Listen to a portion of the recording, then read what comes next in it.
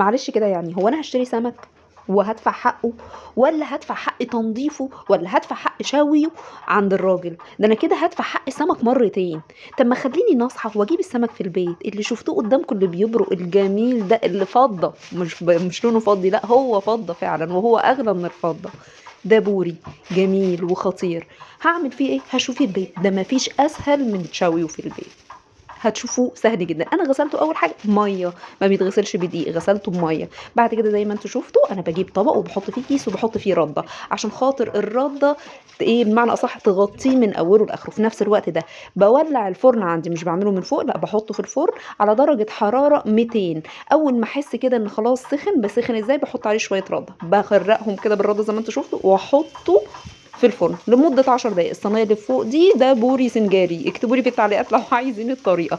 10 دقايق على كل ناحية، بلاقيه استوى على طول زي ما انتوا شايفين كده. عدى 10 دقايق بالظبط، ما بتهديش النار، هو على 200. خلاص اتشوى الجنب ده، اقلبي الناحية التانية. حسيتي ان هو لسه متردد كده، لسه ما استواش زي ما انتوا هتشوفوا في البورياية التالتة دي، لا هرجعها الناحية التانية واسيبها لغايه ما تستوي. هي دقيقتين 3. شايفين انا بحنسكوا على البوري السنجاري ده. و10 دقايق على الناحيه التانية وخلاص. خلاص كده اتشوى معايا وانا جايه اطلعه، واحده بس اتكسرت. تعالى اقول لك بقى تملحته اللي بياخدوا عليها 30 جنيه في الكيلو. هتحطي 3 4 معالق ملح، طبعا ده حسب كميه البوريه اللي عندك. زي ما انتوا شفتوا كام معلقه ملح كده، يعني حوالي معلقتين 3 على كل بوريه، واقلبها الناحيه التانية. هرش عليه ايه تاني يا ست الكل؟ هرش عليه معلقتين من الكمون برضو على كل ناحيه، ومعلقتين كزبره، ومعلقتين شطه، بس كده.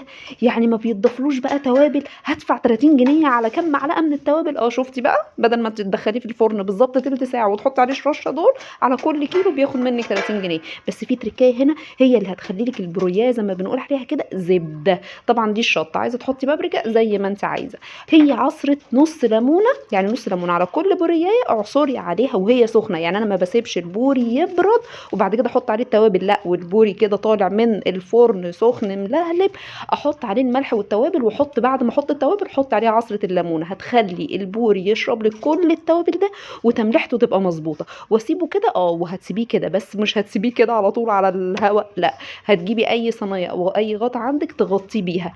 ليه؟ عشان خاطر وهو سخن كده هيطلع البخار بتاعه، هيخليه يشرب التوابل من البخار اللي فيه. وبعد 10 دقايق بالظبط شيل الغطا من عليه وكليه بألف هنا وشفا.